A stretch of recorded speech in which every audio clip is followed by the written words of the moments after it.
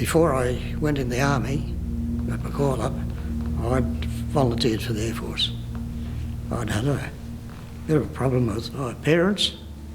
Didn't want me to go to the Air Force. They thought it was too dangerous, but eventually talked them into it. We started off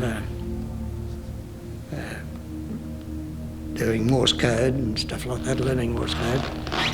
And one day they got called out in parade, called out about a dozen of us, and they said, well, you fellas are going to Canada,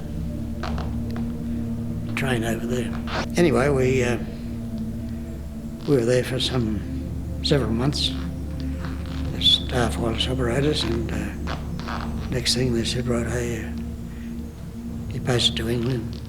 What happened was you'd go through stations. Originally with single engine jobs, then we went on to 2 engine jobs, then I went on to Wellingtons, and then finished up on Lancasters. And that's Swinderby, that's where we flew on Lancasters.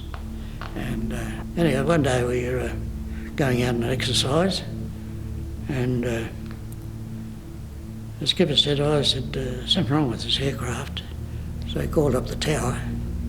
He said, I'd like a change of aircraft. He said, there's something wrong with this one. And so I said, okay, this one was X-ray. The other aircraft was W. And away we went in W. We did our exercise. Went out right as far as Cherbourg in France and come back. And I came into the hut and there's a fellow there packing my gear. I said, what are you up to? He said, X-ray went down. He said, I'm packing the gear. I said, I said I wasn't on X. Originally I was, but I was on W. And X went down and the whole crew got killed. And I crashed in France. I was very keen on dancing. I used to go to all the dances and all this sort of stuff. Even in the Army, Air Force, and when I was in Canada, I'd go to dancing there. Anyway, I saw this girl dancing there. I thought, gee, she's a real good dancer, this one. So next few times I'd go there and have 2 or 3 dances with her. And I said to her one day, I said, do you mind if I come over and sit with you? And she said, oh yeah, all right. Her name is Mary. And I got to like her, so I fell in love with her. And in between, we got engaged. And so she gave me the ring back. She said, oh, well, I won't see you again. I said, don't bet on it.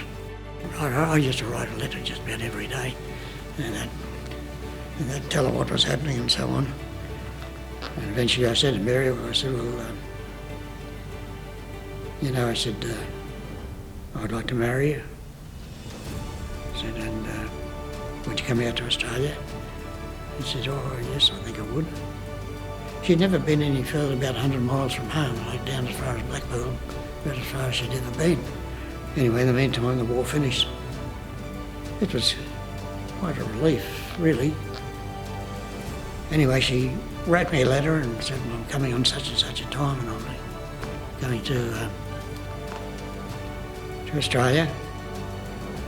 And the ship came into Sydney and here she was up top and wham back. Yeah. Anyway, she came down and both in tears.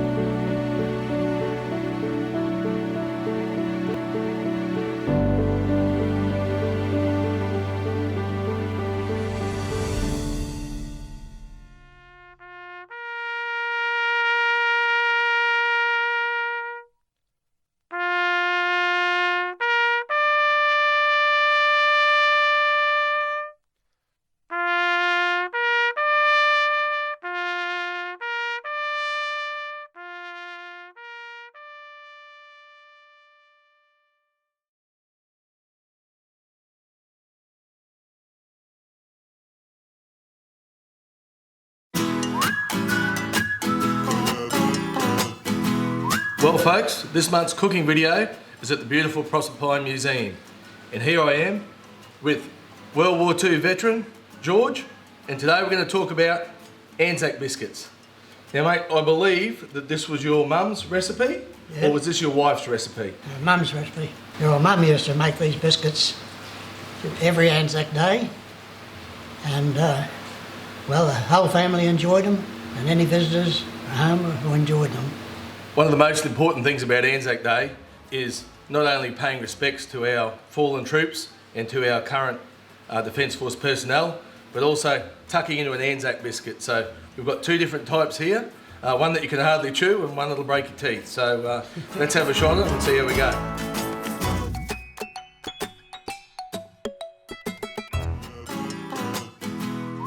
So what mate, these are pretty good.